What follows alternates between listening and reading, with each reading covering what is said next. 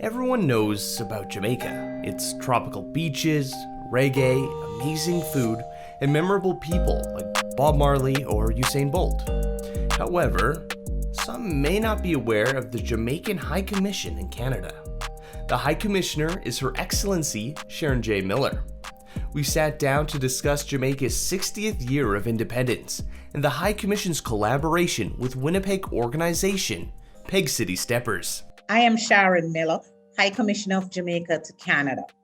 I am here as Jamaica's Chief Diplomatic Representative in Canada, and we are located in Ottawa, in the capital city, as all diplomatic missions are.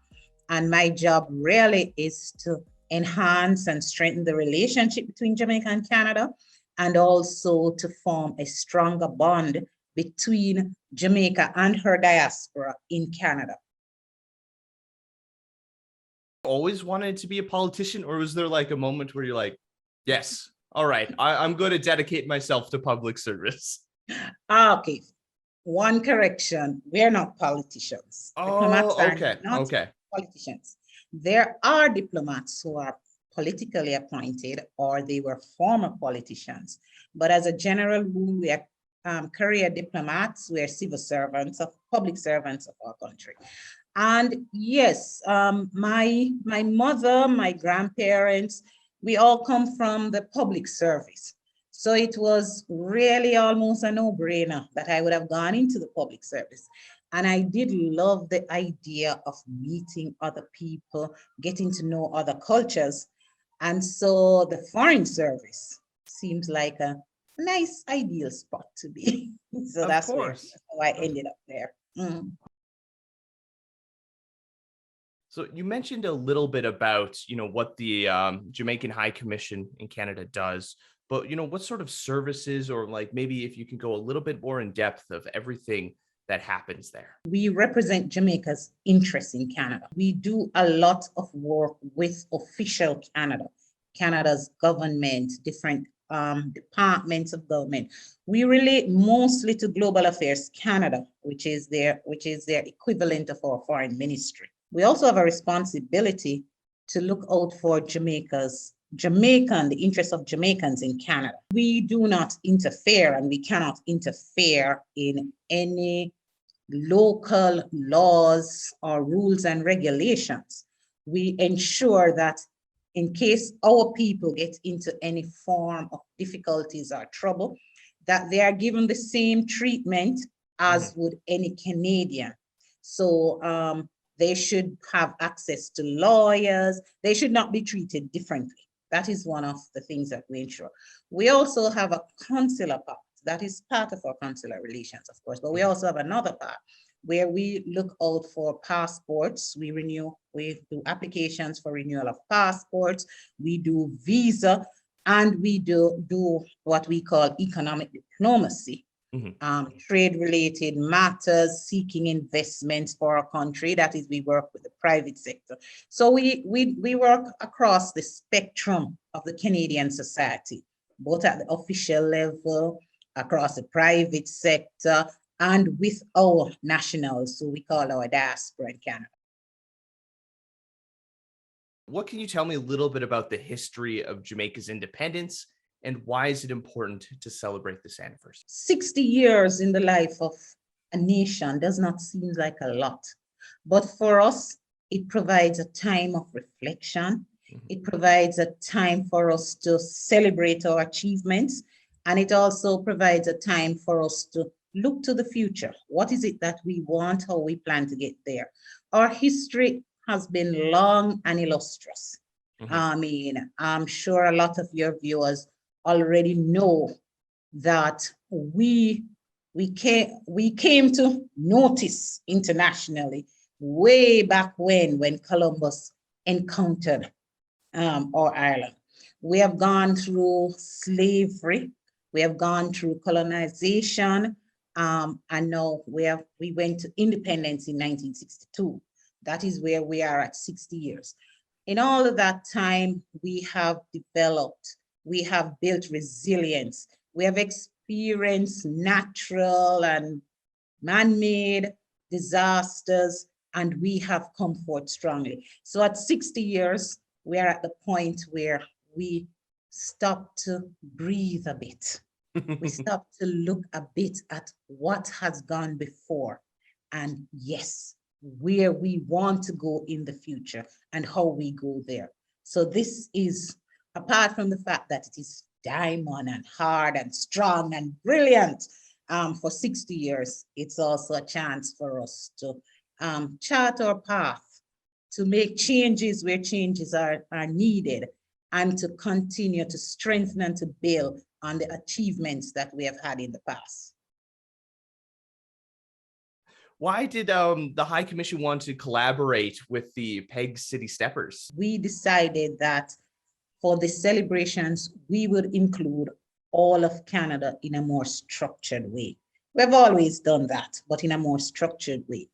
And so we chose Manitoba as the province where we would show another side to Jamaica, the side which is concerned with health and wellness, mental health, all the things that goes around building your well-being.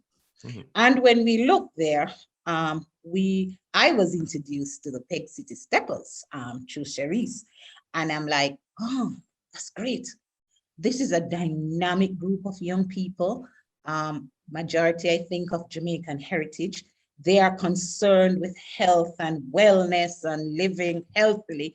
And this is what I wanted.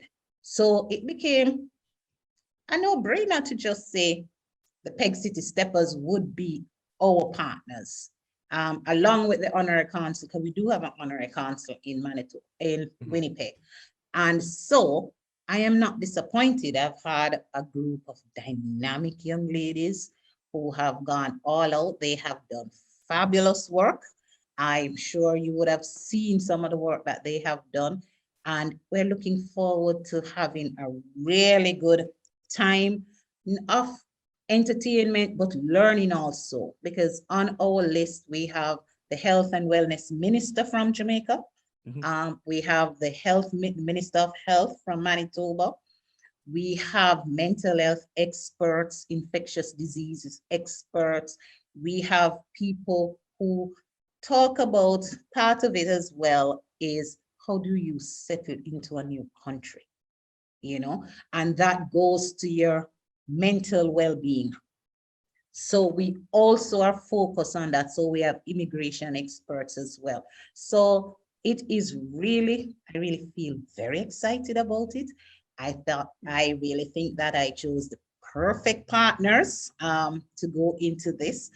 And I'm looking forward. I am actually looking forward to it. The fitness challenge is also to ensure that we're not all about talk. Mm-hmm. We talk about health, wellness, and fitness, and we want you to go there and to start a trend if you have not yet. And so that is part of the objective, that the fitness challenge will get you to focus a bit on more movement. Yeah, even if you cannot finish the challenge, you start something. And we all know that it takes about 21 days to start a habit, but you have to start somewhere. Mm-hmm. And this is where we would like everyone to start in terms of looking more at how you move and how much movement you really need to do to ensure your mental and physical health. So are there other celebrations and events that are taking part across the country? As we say in Jamaica, a whole heap of celebration. That simply means many, many, many events and activities. And I will, since I'm talking about across the country, I will just mention one that had gone before. February is Reggae month for us. Mm-hmm. And so we did a Reggae symposium with Montreal in February. We're onto this health and wellness seminar. Then we have events across multiple cities in Canada, to include Toronto, Halifax, Windsor, Vancouver, Calgary. And those, you spoke about the fact that it's getting really nice outside now. And I mean, we're talking about August. So yeah, it should be our kind of weather, right? But also the fact that the restrictions are lifted. So a lot of outdoor festivals will be going on across Canada. A lot of what I like to call some of the official things, the flag raising, the recognition by cities of Jamaica and the Jamaican population within their jurisdictions. So you have a lot of events that will celebrate Jamaica. And there is a launch next week as well by the government of Jamaica of the Jamaica 60 Celebrations Canada.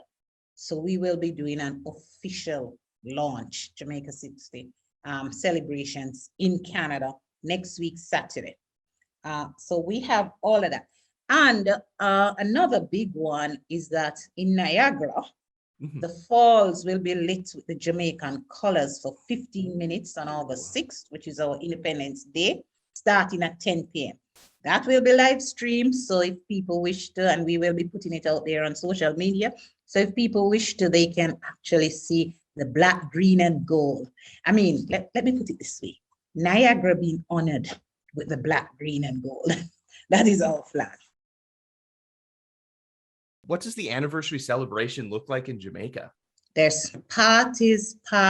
There is a big national grand gala that takes place at the National Stadium, where you have costume groups and all kinds of performances, both at the student level, the semi-professional level, and the professionals. Because you know we have tons of professional entertainers from Jamaica. So that's the big grand gala.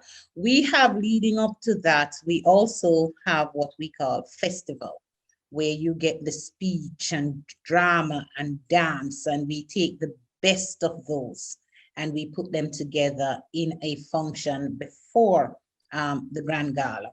And all over Jamaica, there's a lot of what we call jollification, meaning people are just enjoying themselves and recognizing that, you know, we are here and we have come another year.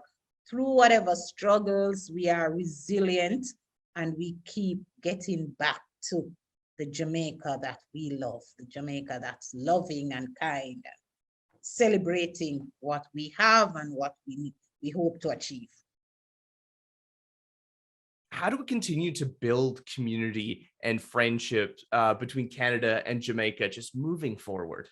Our cultural expressions, music and dance and food are everywhere across the Canadian society, from most senior officials down to the man on the street.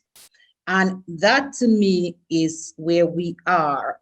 We are not building this kind of community and relationship. We're strengthening it. The structures and the connectivity, they're already in place. What we need to do is to protect them. My job is to ensure that we enhance those. We enhance those for me through not just the official government to government level, which is a given, but through people to people exchanges, whether it's students coming in, whether it's workers temporary, whether it's people moving between countries, migration for whatever reason, tourism, all of that serve to concretize the understanding of cultural norms and practices, and to build respect for each other and how we operate in this world. And because of that, those for me is what will strengthen and provide the greatest opportunities to strengthen the community and people-to-people relations. Enjoying the content from You Multicultural? Why don't you subscribe to stay up to date with everything that we're doing? If you have any stories you want us to talk about or communities we should highlight, leave a comment down below or reach out to us over social media. I'm Ryan Funk. This was You Talk, and have yourself a good one.